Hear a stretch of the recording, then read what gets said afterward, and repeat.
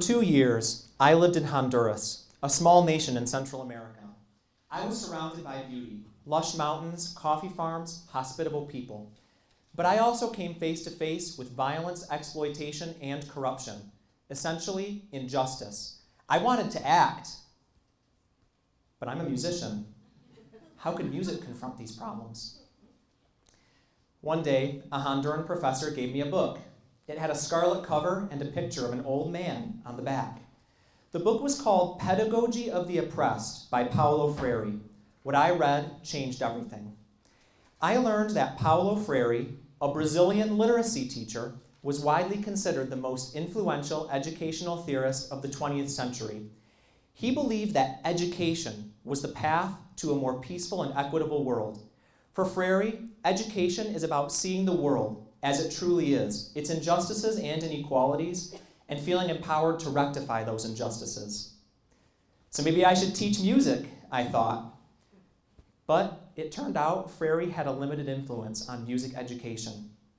My research seeks to expand that influence by describing 3 music teachers in Albuquerque who do use Freire's ideas. First, Robert. Robert walks with a limp, has piercing blue eyes, and speaks with a great booming voice. His students vote on every aspect of their band program, from their marching show to their fundraisers. Second, Eliza. Eliza wears her graying hair in a stern bun, like Professor McGonagall from Harry Potter. She is a tuba virtuoso. Eliza encourages her students to write their own music and workshop it in small groups. Third, Jackie. Jackie emanates warmth and kindness, from her hand-knit sweaters to her gentle smile. Jackie faithfully writes letters back and forth with each of her orchestra students, talking about music, politics, life, and family. Robert, Eliza, and Jackie exemplify how Freirean music education could look in a public school. They are compassionate, inclusive, and loving. They learn alongside their students the reality of oppression and reflect on how to combat it. Their students love learning and want to make the world a better place. My research empowers music educators to teach for social change by giving them examples of Freirean music education.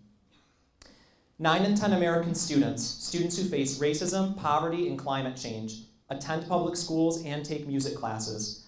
With Freire's ideas, music educators can make a huge difference. John Dewey, another great thinker, said, "Education is not just preparation for life. Education is life itself." Robert, Eliza, and Jackie demonstrate how Freirean music education can encourage democratic, world-changing lives. Thank you.